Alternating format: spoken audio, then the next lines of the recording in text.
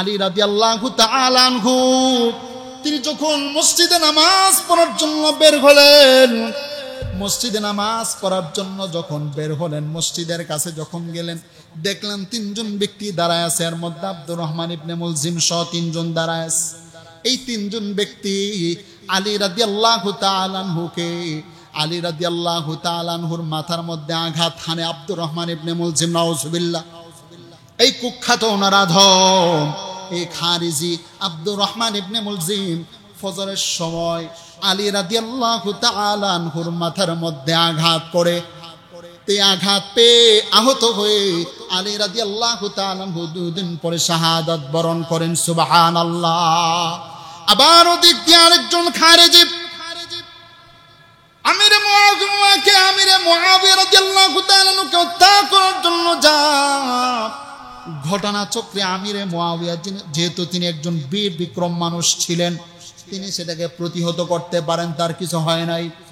আর আমর ইবনুল আস রাদিয়াল্লাহু তাআলা আনহু কোনো কারণবশত সেদিন ফজরের নামাজ পড়ার জন্য মসজিদে যেতে পারেন নাই। তার পরিবর্তে আরেকজন প্রতিনিধিকে নামাজ পড়ানোর জন্য মসজিদে পাঠিয়েছিলেন। ওই খারিজি আমর ইবনুল আস মনে করে তার প্রতিনিধিকে হত্যা করে, কিন্তু আমর ইবনুল আস রাদিয়াল্লাহু তাআলা আনহু তিনি বেঁচে যান। সুবহানাল্লাহ। এভাবে আলী রাদিয়াল্লাহু তাআলা আনহু সেই সাহাবাই খারিজি গোষ্ঠীর হাতে নির্মমভাবে শাহাদাত বরণ করলেন। এই যে আলী রাদিয়াল্লাহু তাআলা আনহু শাহাদাত বরণ করলেন, তার শাহাদাতের কারণে আজ পর্যন্ত কোনো শিয়ারা মাতম করে নাই। কথা বলেন ঠিক কি না? অথচ হাদিস গবেষণা করে আপনি দেখবেন মর্যাদার দিক থেকে হুসাইন রাদিয়াল্লাহু তাআলা আনহুর চেয়ে আলীর শ্রেষ্ঠত্ব বেশি।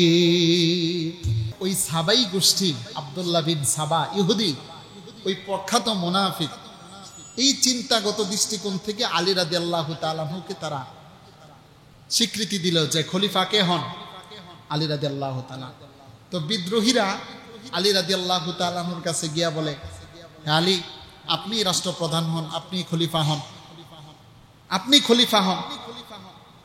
তখন আলী রাদিয়াল্লাহু তাআলা আনহু তাদেরকে একটা জবাব দিয়েছিলেন, দাউনি ওয়ালতামিসু বাইনি, তোমরা আমাকে খলিফা হওয়ার জন্য আবদার করছো, তোমরা আমাকে ছেড়ে দাও, আমি আমার মতো আমাকে থাকতে দাও, আমি রাষ্ট্রপ্রধান হতে চাই।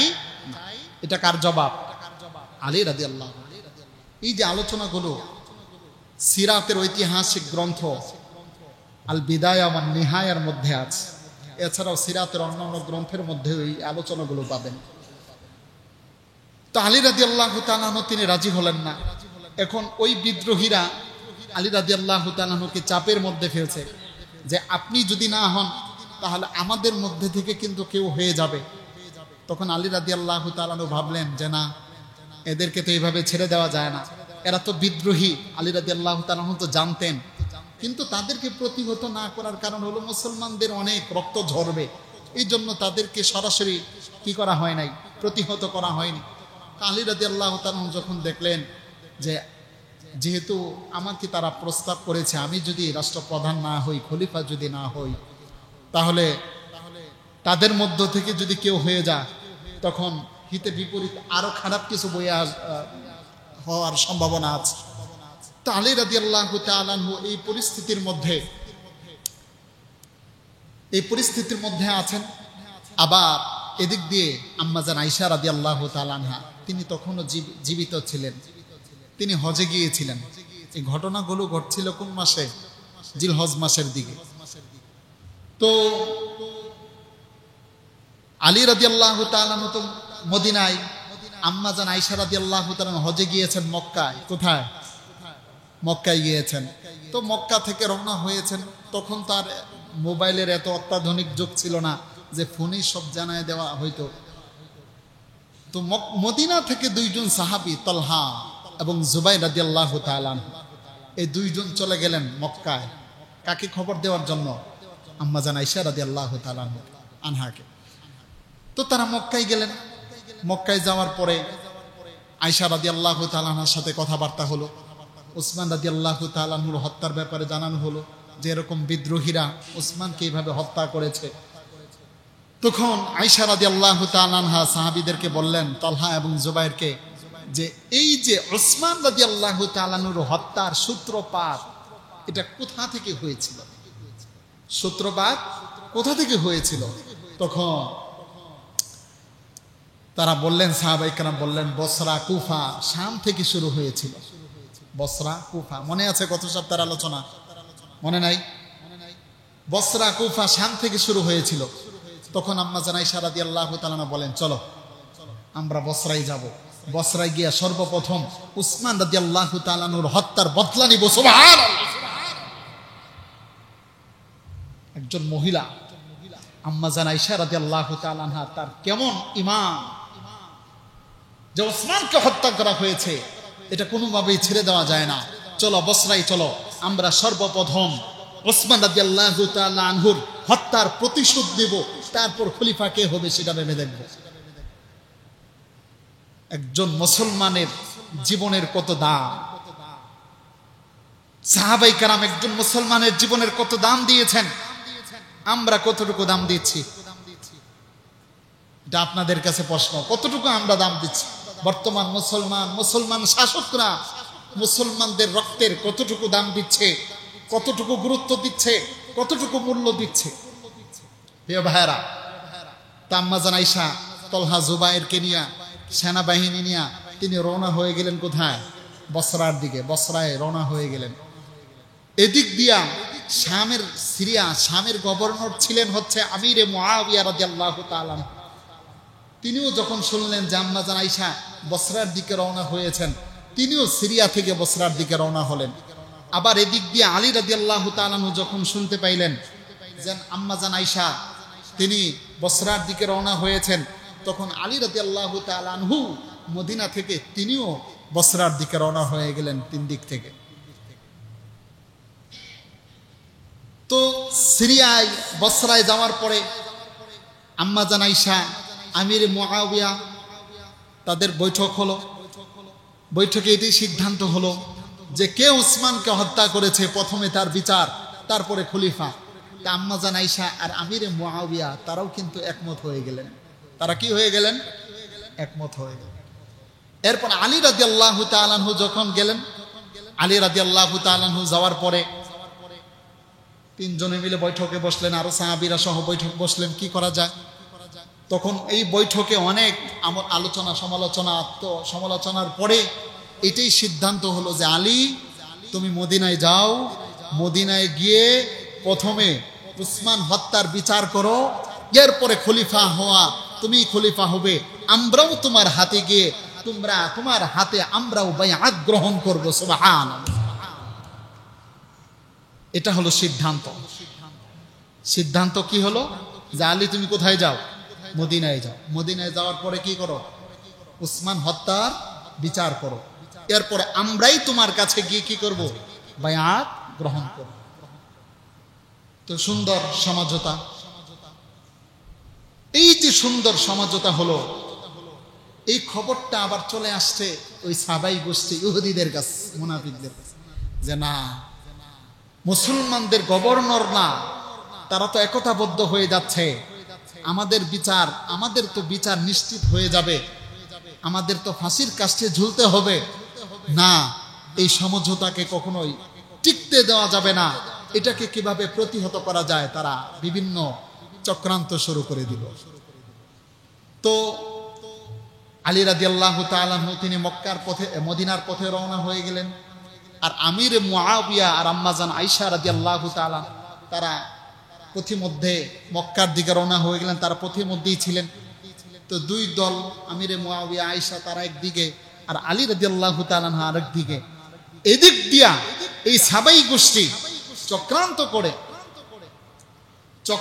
করে রাতের বেলা, রাতের আধারে গভীর রাতে, যেখানে আয়েশা রাদিয়াল্লাহু তাআলা আনহা আমিরে মুআবিয়ার তাবু যেদিকে, সেদিকে রাতের আধারে গুপ্ত আক্রমণ করে বস। কারা? ওই সাহাবাই গোষ্ঠী ইহুদি গুপ্ত আক্রমণ শুরু করে রাতের বেলা, রাতের আধারে। এখন আপনারা বলেন তো, এই যে রাতের বেলা আক্রমণটা হলো আমিরে মুআবিয়া আম্মা জান আয়েশা রাদিয়াল্লাহু তাআলা আনহুদের উপর, তখন স্বভাবগতভাবেই চিন্তাটা কার দিকে যাবে? বুঝেন নাই? এই আক্রমণটা হয়েছে যে স্বভাবগত দৃষ্টিকোণ থেকে কার দিকে যাবে? আলী রাদিয়াল্লাহু তাআলা আনহুর দিকে। কথা কি বুঝতেছেন আপনারা? যেহেতু আলী রাদিয়াল্লাহু তাআলা আনহুর প্রস্তাবটা ছিল এমন যে আগে খলিফা হোক, নিয়ন্ত্রণ করুক, পরে বিচার। কিন্তু পরে তো সমঝোতা হয়েছেন। সমঝোতা হলেও রাতের আধারে এরকম আক্রমণ, হঠাৎ করে আক্রমণ, তো স্বভাবজাত দৃষ্টিকোণ থেকেই দৃষ্টি চলে যাবে কার দিকে? আলী রাদিয়াল্লাহু তাআলা। তো দুই দলের মধ্যে বিশাল যুদ্ধ শুরু হয়ে গেল। বিশাল যুদ্ধ শুরু হয়ে গেল। এরপরে আলী রাদিয়াল্লাহু তাআলা আনহু দেখলেন যে মুসলমানের মধ্যে বিশাল আক্রমণ, মুসলমানদের হাতে মুসলমানরাই শহীদ হচ্ছে, মুসলমানদের হাতে মুসলমানরাই নিহত হচ্ছে। এই যুদ্ধ কিভাবে থামানো যায়? আলী রাদিয়াল্লাহু তাআলা দেখলেন আম্মা জান আয়েশা রাদিয়াল্লাহু তাআলা আনহা তিনি একটি উটের উপর আরোহণ করে তিনি যুদ্ধর নিয়ন্ত্রণ করছেন। আম্মা জান আয়েশা রাদিয়াল্লাহু তাআলা, আলী রাদিয়াল্লাহু তাআলা আনহু যুদ্ধকে থামানোর জন্য দূর থেকে আম্মা জান আয়েশা যে উটের মধ্যে আরোহিত অবস্থায় ছিলেন সেই উটের পায়ে একটা তীর মারে। এই তীর মারার কারণে উটটা মাটিতে বসে যায়। আম্মা জান আয়েশা রাদিয়াল্লাহু তাআলা আনহু মাটিতে দাঁড়ায়া যান। তো আম্মা জান আয়েশা যেহেতু নিচে নেমে গেলেন, যুদ্ধ অটোমেটিক থেমে যায়। সুবহানাল্লাহ। এরপর দুই দলের মধ্যে সমঝোতা হাত যে দেখো মুসলমানদের হাতেই মুসলমানদের রক্ত ঝরছে, মুসলমানদের হাতেই মুসলমানদের রক্ত ঝরছে। অনেক মুসলমানদের হাতে নিহত হয়েছে। আলী রাদিয়াল্লাহু তাআলা বললেন, হে আম্মা জান আয়েশা, রাতের বেলা তোমরা মনে করেছ আমরা তোমাদের উপর আক্রমণ করেছি। না না না, আমরা কশ্চিনকালেও তোমাদের উপর আক্রমণ করি না। আলীর শাশুড়ি হচ্ছেন কে? আয়েশা রাদিয়াল্লাহু তাআলা। শাশুড়ি না? তো শাশুড়িকে বললেন যে অবস্থা, যে আমরা তো আক্রমণ করিনি, আমরা আক্রমণ করিনি। তো সমঝোতা হয়ে গেল। সমঝোতা হওয়ার পরে এরপরে যার যার মতো জায়গায় চলে গেলেন। আলী রাদিয়াল্লাহু তাআলা বসরায় থেকে গেলেন। কোথায়? কিছুদিনের জন্য বসরায় থেকে গেলেন। আর আম্মা জান আয়েশা রাদিয়াল্লাহু তাআলা তিনি মক্কায় চলে গেলেন। আর সিরিয়ায় চলে গেলেন, শামে চলে গেলেন হচ্ছে আমিরে মুআবিয়া রাদিয়াল্লাহু তাআলা। ওই যে জঙ্গে জামালের কথা যেটা বললাম, জঙ্গে জামাল কেন বলা হয়? জামাল অর্থ উট। যেহেতু আম্মা জান আয়েশা উটের উপর বসা ছিলেন, এই জন্য এই যুদ্ধকে বলা হয় জঙ্গে জামা। এই যুদ্ধকে কি বলা হয়? জঙ্গে জামা। তো সবাই যার যার জায়গায় চলে গেলেন। এখানে আবার ওই সাবাই গোষ্ঠী ইহুদিরা আবার চক্রান্ত শুরু করে দিল। কি চক্রান্ত শুরু করলো? সে আলী রাদিয়াল্লাহু তাআলা আনহুকে বলা শুরু করলো সাবাই গোষ্ঠীরা যে, হে আলী, আপনার একজন গভর্নর সিরিয়ার দামেস্কের আমিরে মুআবিয়া আপনার বিরুদ্ধে চক্রান্ত করতেছে। বেহুদা উদয় আপনার বিরুদ্ধে কি করতেছে? চক্রান্ত করতেছে। এভাবে আলী রাদিয়াল্লাহু তাআলা আনহুর যত সৈন্যবাহিনী আছিল তাদের মধ্যে প্রপাগান্ডা ছড়ায় দিল। তো পারস্পরিক ভাবে দুই দলের মধ্যে আরেকটা প্রতিহিংসামূলক আচরণ শুরু হয়। এই খবর শুনে আলী রাদিয়াল্লাহু তাআলা যখন শুনলেন যে আমিরে মুআবিয়া আমার বিরুদ্ধে চক্রান্ত করতেছে, না, এটাকে মেনে নেওয়া যায় না। তো আমিরুল মুমিনিন আলী রাদিয়াল্লাহু তাআলা আনহু তিনি গভর্নর আমিরে মুআবিয়াকে গভর্নর পদ থেকে অব্যাহতি দিলেন, বহিষ্কার করলেন। আবার এই সাবাই গোষ্ঠী আমিরে মুআবিয়া সহ অন্যদের মধ্যে আবার উস্কানি দেওয়া শুরু করলো যে তোমাকে হুদায় তোমাকে অযথা তোমার গভর্নর পদ থেকে তোমাকে নামা দেওয়া হয়েছে, তুমি এত সহজে মেনে নিলা, যুদ্ধ করো। তা আমিরে মুআবিয়া রাদিয়াল্লাহু তাআলা ক্ষিপ্ত হয়ে আলীর বিরুদ্ধে যুদ্ধ ঘোষণা করলেন। নাউজুবিল্লাহ বলবেন না। মুসলমানের রক্তারক্তি কারা তৈরি করতেছে? কথা বলে না, কারা তৈরি করতেছে?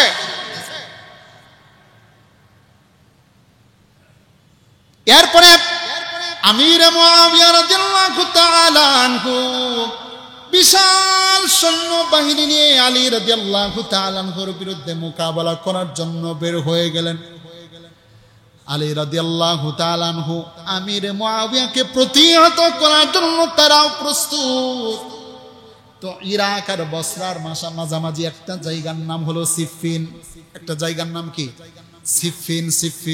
এই সিফিন নামক স্থানে আলী রাদিয়াল্লাহু তাআলা আনহুর দল আর আমিরে মুআবিয়া রাদিয়াল্লাহু তাআলা আনহুর দলের মধ্যে ব্যাপক সংঘর্ষ হয়।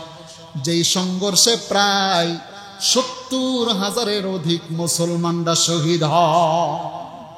কত হাজার মুসলমান? 70,000। ওই জঙ্গে জামাল আর এই জঙ্গে সিফিন, এই দুই যুদ্ধ মিলে প্রায় 90,000 মুসলমান শহীদ হয়। খামখিলি কথা, 90,000 মুসলমান শহীদ হয় এই দুই যুদ্ধে। এমনকি অনেক সাহাবীরা পর্যন্ত এই যুদ্ধে শহীদ হয়েছে। মুসলমানের হাতে শহীদ, মুসলমানের হাতে শহীদ হয়েছেন এই দুই যুদ্ধে। এরপরে আলী রাদিয়াল্লাহু তাআলা আনহু দেখলেন যে মুসলমানের সংঘর্ষ, ব্যাপক মুসলমান নিহত হচ্ছে, শহীদ হচ্ছে না। প্রায় টানা 2 মাস পর্যন্ত যুদ্ধ চলতে থাকে। কয় মাস? আর দীর্ঘায়িত করতে দেওয়া যায় না। এই যুদ্ধ বন্ধ করতে হবে, যুদ্ধ বন্ধ করা লাগবে।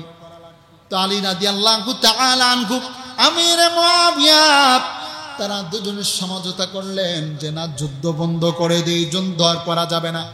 দুজনের সমঝোতা করলেন এবং একে অপরের যে ভুল বোঝাবুঝি সেটাও তারা একে অপরের সামনে পেশ করলেন। জানা, আমরা তো আপনার বিরুদ্ধে কখনো চক্রান্ত করি নাই।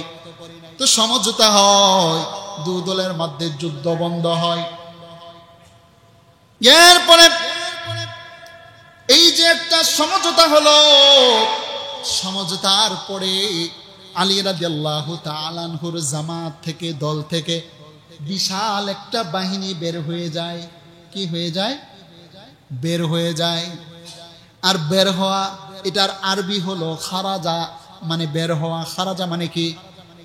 জোরে কন্যাকে, খারাজা মানে কি? বের হওয়া। যেহেতু বের হয়ে গেছে, এই জন্য এদেরকে বলা হয় খারিজি। এদেরকে বলা হয় কি? খারিজি। ওই যে খারিজি কয় না, এই যে খারিজিটা তাহলে কোত্থেকে আসলো?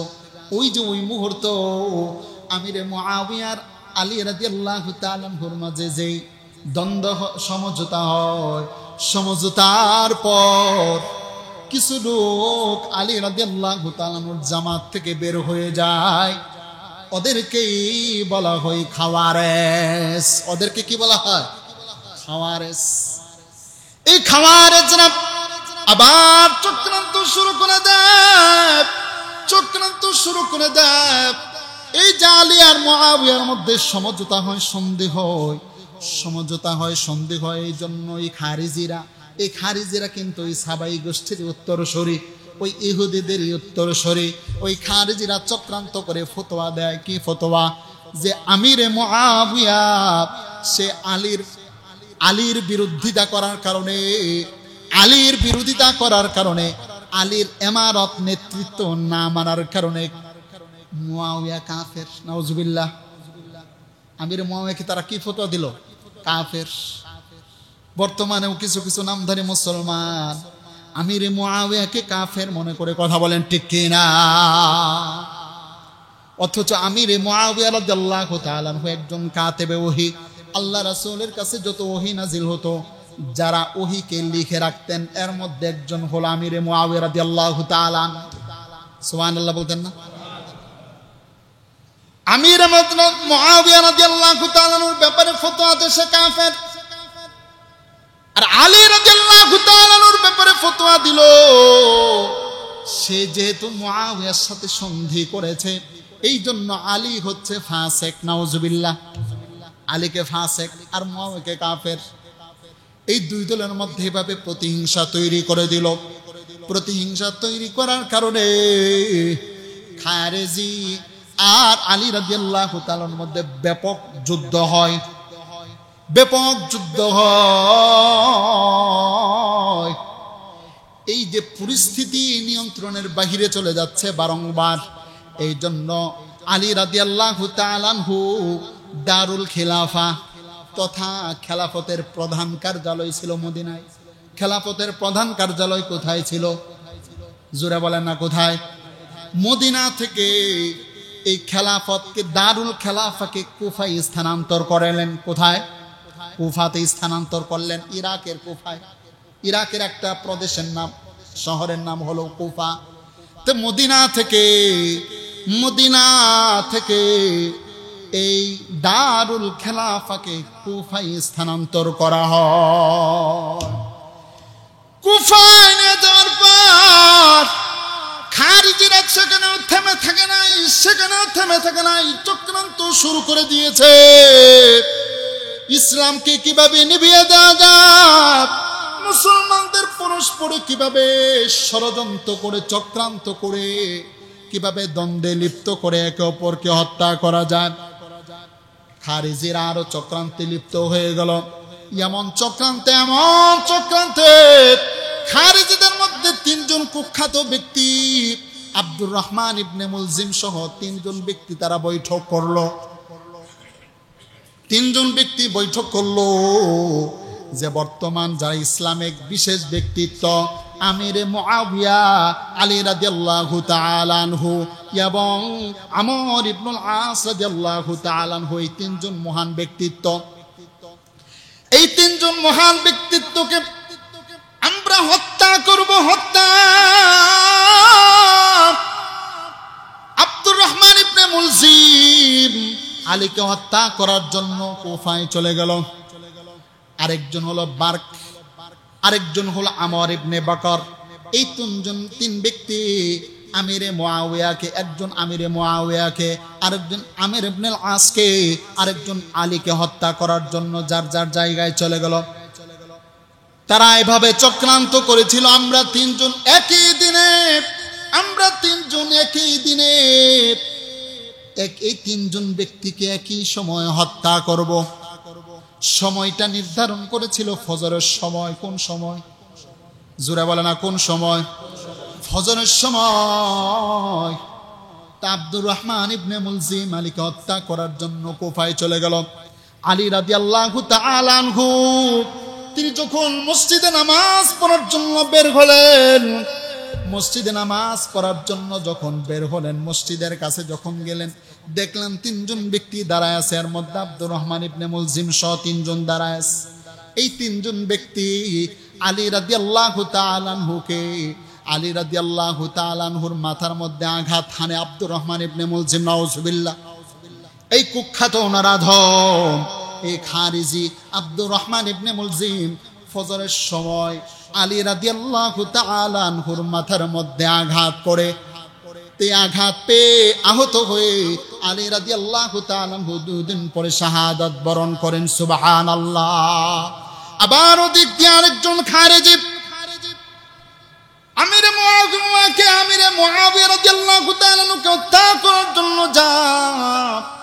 ঘটনা চক্রে আমিরে মুআবিয়া যেহেতু তিনি একজন বীর বিক্রম মানুষ ছিলেন, তিনি সেটাকে প্রতিহত করতে পারেন, তার কিছু হয় নাই। আর আমর ইবনুল আস রাদিয়াল্লাহু তাআলা আনহু কোনো কারণবশত সেদিন ফজরের নামাজ পড়ার জন্য মসজিদে যেতে পারেন নাই। তার পরিবর্তে আরেকজন প্রতিনিধিকে নামাজ পড়ানোর জন্য মসজিদে পাঠিয়েছিলেন।